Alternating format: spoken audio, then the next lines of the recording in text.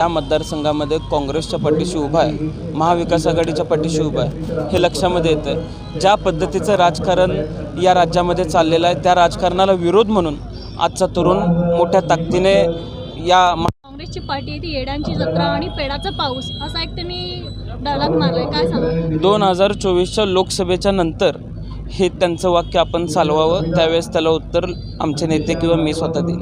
काँग्रेसला जे जमलं नाही ते मोदींनी करून दाखवले असं असताना शिरपे यांनी म्हटलं होतं। खरंच आहे, ते देशावरचं कर्ज ज्या पटीने वाढलेलं आहे ते किती पटीनं वाढलेलं आहे हे आपण 10 वर्षात बघताय। देशात बेरोजगारी किती वाढलेली आहे हे आपण बघतोय।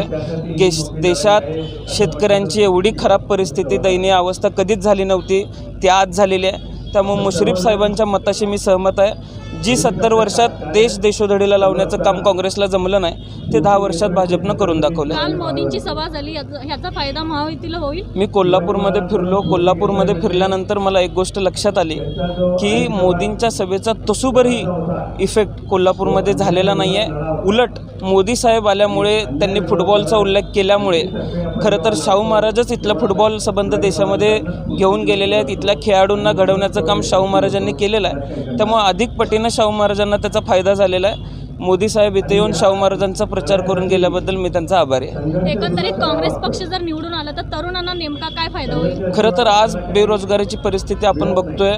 कोल्हापूर जिल्ह्याचं जर बोलायचं झालं तर कागल MIDC सारखी महाविकास आघाडीच्या काळात उभी केली गेली आणि असं असताना आज या MIDCतले उद्योग कोल्हापुरातून बाहेर चाललेले आहेत, राज्यातून बाहेर चाललेले आहेत। आम्ही चांगल्या पटीने काम करू, उद्योग पुन्हा आणण्याचं काम करू।